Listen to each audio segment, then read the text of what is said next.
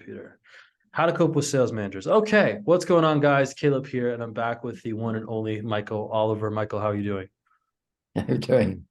I'm doing great, Caleb. Thank you. Glad to hear. So yeah, today we're going to be talking about how to cope with sales managers that prefer processes over results. And this question actually, or this topic came from one of you devotees of natural selling itself. Me and Michael had a conversation off the recording about someone who was having an experience that for any of you who have tried natural selling or the variants of it in the marketplace today might have experienced, where you run into a sales manager or other people on your sales team that naturally think that your style of selling is not good, if that's the right word to put it. I don't know. How would you describe it, Michael? The situation that our friend was in. Uh, I'm not sure the word good is good or bad or whatever. It just is what it is. It's just a natural resistance of the kind of the mainstream sort of corporate sales field. It's something that I've faced for a long time, ever since I started, pulling together this whole modern concept of how to talk with people, how to help people buy over 26 years ago. And it's to do with resistance. And the resistance comes from the corporate level, from the sales manager, sometimes all the way up to the corporate president. Mm-hmm. And as far as these techniques, sales techniques, traditional techniques, were born many, many years ago, and were basically put together by a bunch of people who sort of had driver personalities, and they want to get the job done. So they learned all these things like how to present, how to close people. ABC, always be closing. Well, I think about feel, felt, and found, and some of the other stories of the Yeah, old sales gurus or people who would go from charlatans from town to town, just tricking people, right? So yeah. Also about objection handling, treating people's questions as objections to be overcome. Um, you know, the funny thing is that they still are, they are objections. But if you treat people differently and you treat them respectfully, there are no objections. It's you're just having a conversation with someone. It's a skilled conversation which you can learn, but it goes against the grain for a lot of sales managers. Sales managers should not be managing, or should not be training, I should say. A lot of sales managers get into training. They don't know what to train. yeah. And one of the things, with regards to corporations, is that you have people with turf. You've got the president of sales, the vice president of sales, you've got the president of marketing, vice president of marketing. And the way it sets up is that the marketing department basically tells the sales department what to do. And as far as everyone is concerned, the salesperson is at the front of the line, and they should know what they should do, and close people, and so on and so forth. And the salespeople, in many cases, are least respected when they should be the most respected. They should be the kings of the organization. And if you Mm-hmm. if you hire the right people, and you listen to them, they will tell you what direction to go in, what works, what doesn't work, and so on. But if you don't trust your salespeople and you're always trying to give them, objection handling and closing skills and stuff like this, which are all techniques that are designed to get what the corporation wants or what the company wants, as opposed to helping get the person what they want, Mm-hmm. then the whole thing comes just sort of so adversarial. Mm-hmm. So anyway, I got this email and it happens all the time. He said, and it was as a result of a previous conversation where he was finding that he was having difficulty in using the natural selling, if you like, mindset and the process, because his calls were being monitored. They're either being monitored by being listened to, or they were being monitored by reading the transcripts. And so Mm-hmm. he was doing a delicate balance there, and he was getting very frustrated. And I said, I said, here's what I would do. And I said, you can't necessarily do what I would do, but here's sort of what comes up for me is that if you get challenged again, about the fact that you're not following the company process, the process as laid out by the sales manager, and you're getting the results. In fact, his results are going up exponentially. I mean, they really, really are going Mm-hmm. up. Ask that person a question. And the question is simply this: what's more important to you, process or getting results? What's more important, adhering to your scripting or getting results? Because clearly I wasn't getting the same results as I was before, as I am now when using the scripting before, because it just didn't work for me. And I said, if the person says results, then you have to say to them, then you have to allow me the freedom to be able to talk with people in my own manner and style because it's successful. And that's what I'm learning to do from another source. All right. I said, but if they say process, I said, you might want to consider changing companies Well, I was because you're going to going to be. ask, yeah, what would you do if you run into managers? Because I've been in this position before too, where, like you said, I think you have managers or not even managers. I think just people that maybe it's a desire for control, really, that it comes from, and they want to feel like they have everything under control. You know, being an entrepreneur can be stressful, and they want to make sure people in the org are all behaving in a predictable and a consistent manner. But yeah, what advice would you give for maybe trying to keep that dialogue where you'd like it to be, or dealing with them if they're even more resistant about that, where, you know, they might even graze over the fact where, look, it's not about that you're doing anything wrong, it's not about this, it's just how do you handle sort of the internal resistance that might have to accepting that change, if you even would. Well, there's lots of ways. It really depends on who you're dealing with. You know, whether you're dealing with someone who is rigidly stuck in process, which is, you know, the process of presenting what you think are the features. The benefits of the features. You know, closing, all that kind of stuff, which just creates resistance. I mean, that's right across the board. It just creates resistance. It's a difficult one to answer because it's an individual choice. I mean, I made that choice a long time ago that I would even choose my customers. You know, I've turned down customers. I've turned down in the past. I've turned down customers who are rude, who were difficult to begin with, because I knew that if they were difficult to begin with, you know, this was not going to stop. This is the kind of person who was there, and they're the type of people who hold back their last 10% and so on, which is, you know, basically what for many salespeople, that's their commission. And so it's about a matter of first of all starting off being respectful for people, and if you're respectful to people, they will be respectful back. They have no choice. You know, some people might not be, but that's just the way it goes. But dealing with the company in as far as rigidly sticking to their scripting and not adhering to it. I mean, for me, it's like find something else, because you've got to follow and be true to yourself.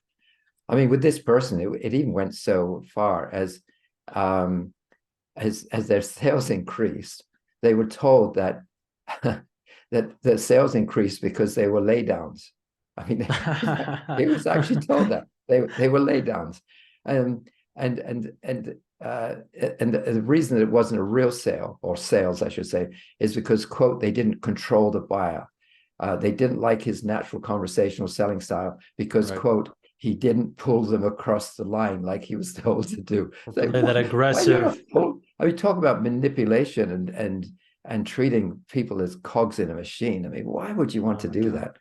Anyway, that's something that came up today, and you and I had a quick chat about it before about it, and you thought it was a good topic to talk about. But I think that's my phenomenal rant. topic. I think it's a phenomenal topic. And also, I think another thing too that I'd want to add to that is, what advice would you give to someone entering a sales org that might be more policed? Would you advise that they come out the gate doing natural selling? Would you advise that maybe they play the part and try their processes first before pivoting to natural selling?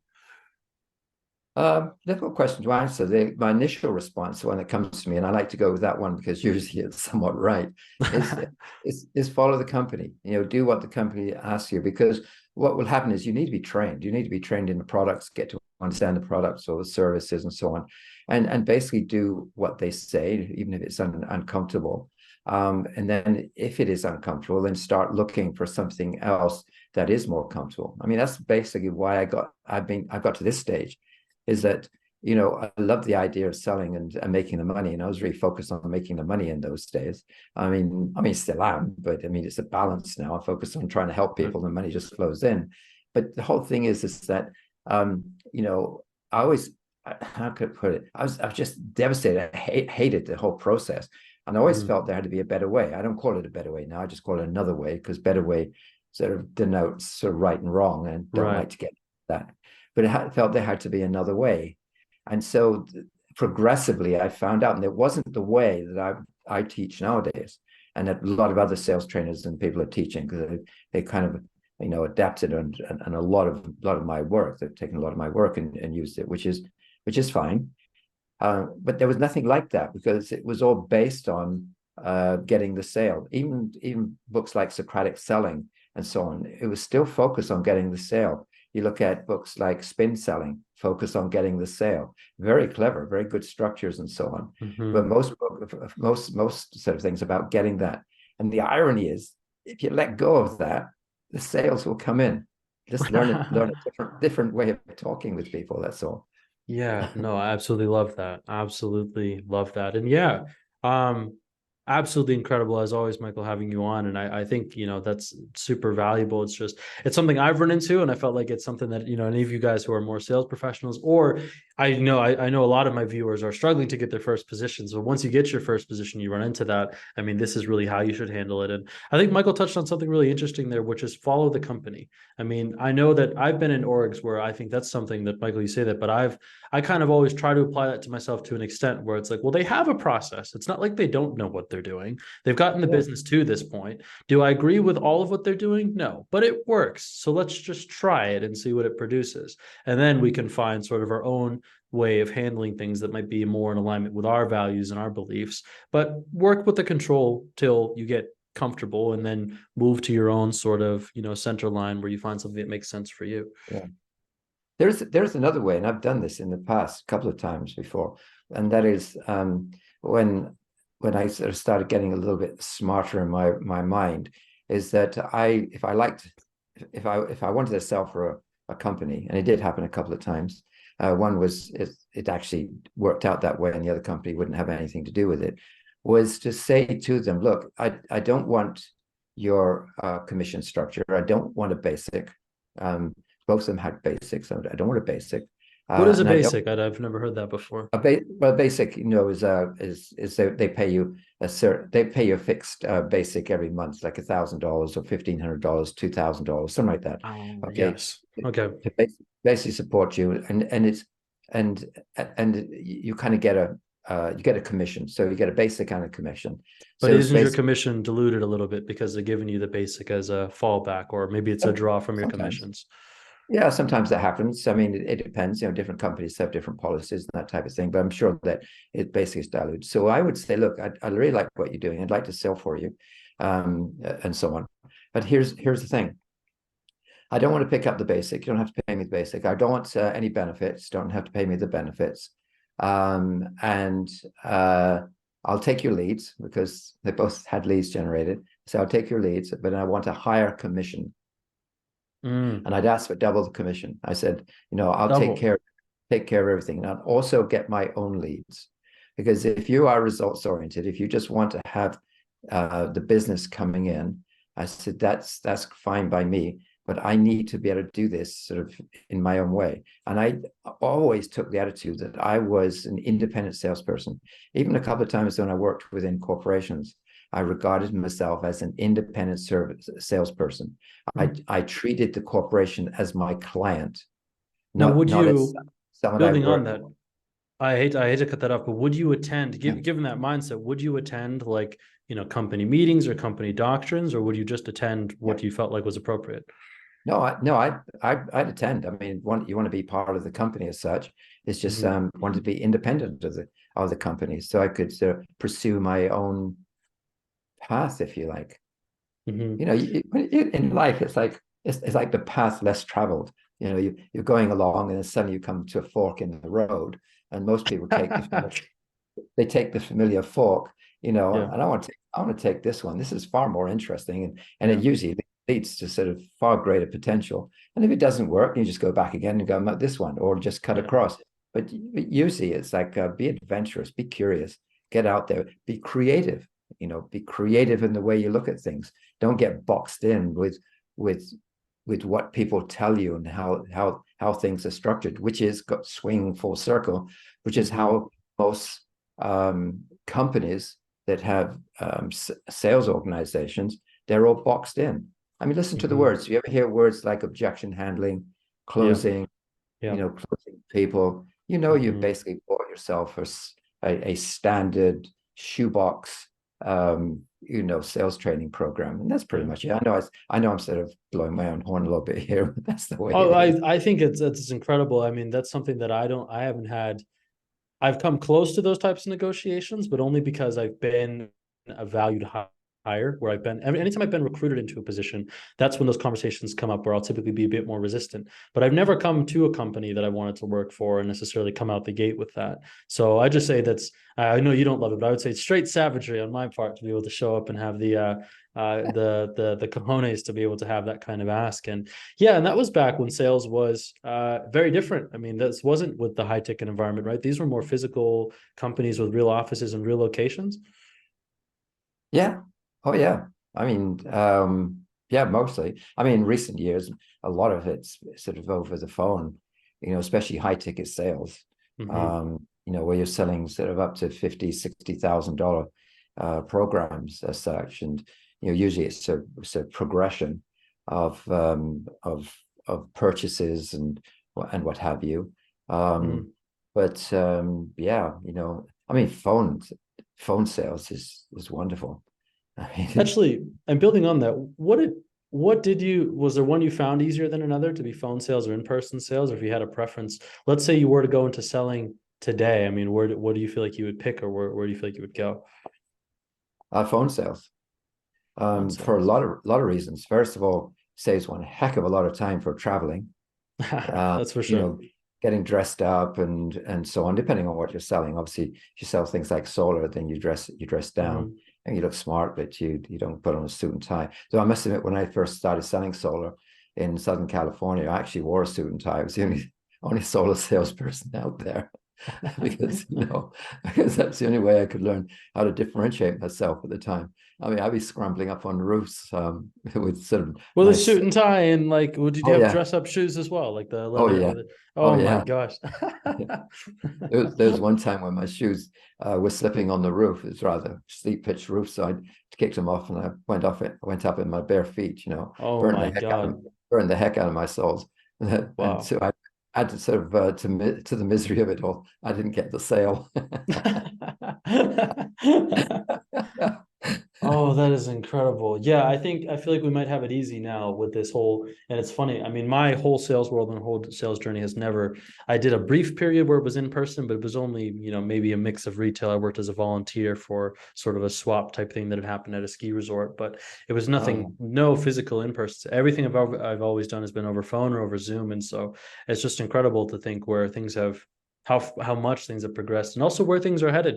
I mean, we also got virtual reality where, you can see people in person in a 3D space, and there might be a point in time where you've got salesmen in there. But the principles of natural selling are timeless. They carry across all platforms of wherever you do yeah. it or however you do it. So, but yeah, And the other thing about phone sales as well is that apart from sort of the time element, and being able to approach and talk with a lot more people than if you set appointments, is that you can have your material with you. You could have your guideline scripting, for example, just on the side, so you can make reference to it. And so it's a sort of a much more comfortable environment to be with, even in a Zoom like this. I mean, when I'm interviewing people looking for one-on-one coaching, for example, I'll share with you, I've been doing this for a long time, but I have my one-page scripting outline just over here to the left, and I'm glancing at it just to make sure that I stay on track, because sometimes you can get a little bit off track. mm-hmm. So I don't really wing it. I just, part of that is I do what I train people to do. Well, Anyway, I think that's a gold nugget right there that I definitely don't want to glance over. That I feel like is definitely the death of a lot of salespeople is the idea that you don't, even if you're good, you don't need your notes, you don't need your script, you can abandon everything. I mean, as you heard it here first, as Michael said, even, I mean, as with all the experience you have, you still keep sort of your framework or something within view to keep yourself there. I still personally, too, for any of you guys who are curious, anytime I do a sales call over Zoom or over phone, I still have my script up on my computer. Am I reading off of it? No, but I still kind of scroll along and skim with it. It's just habitual, but I find it helps. And sometimes there's moments where there's something where you draw a blank and it's nice just to be able to look over, you know exactly where to look because you've seen your process so many times. But yeah, yeah, with that, I mean, you heard it here first. That's how to deal with sales managers, and also one hell of a way to sell solar too. So, yeah.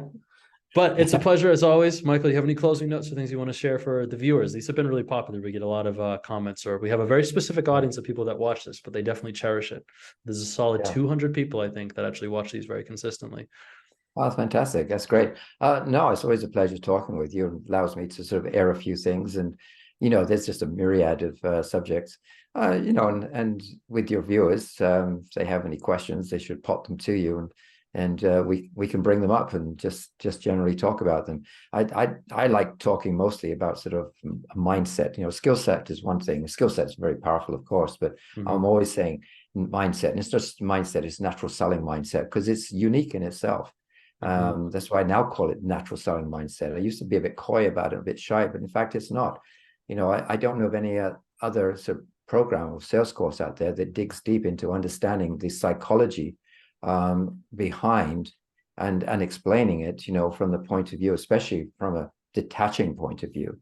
Some people talk about it and intellectualize it, but it's not an intellectualizing aspect. It's something that you can learn and understand the moment you get it and realize just how, in fact, that you can let things go and things will come towards you is quite incredible. So I will leave you with this saying. I'm not sure I might have said it before, but it's a Sufi saint saying, which is, beyond the wrongdoing and beyond the right doing, there's a field. I'll meet you there. I'm each sure there. Wow. Beyond the wrongdoing and the right doing, there is a field. I'll meet you there. I'll meet you there. Wow. I love it. Yeah, there's always a wealth of wisdom with Michael Oliver. And for those of you guys who are curious of learning more about what Michael's talked about today, not so much about the tactics, but the mindset and all that he talks about with natural selling, link down below in the description. As always, you're going to see the links to check out natural selling. He's got the book and he's got the program. And Michael, I also get a lot of people who ask about one-on-one, so I figure we'll air it here. If you guys want a one-on-one with Michael, you have to be a student of the book. You have to be a member, a customer of the book, a customer of the course, and also have used it and have actual things and proof that you have used that if you want to get a one-on-one with Michael. So don't go pinging, just asking straight for his time. He's got incredible programs, and I recommend you guys check those out. And if you want more or sales coaching live with me every Tuesday, 6:30, I host live calls in the Persuasion Academy. Currently, that is free for you guys to join. That will be linked down below. I hope you guys enjoyed this, and yeah, you may be seeing more of Michael soon. No promises, but stay tuned, and we'll see you in the next one. Cheers. Thanks, Caleb. Bye.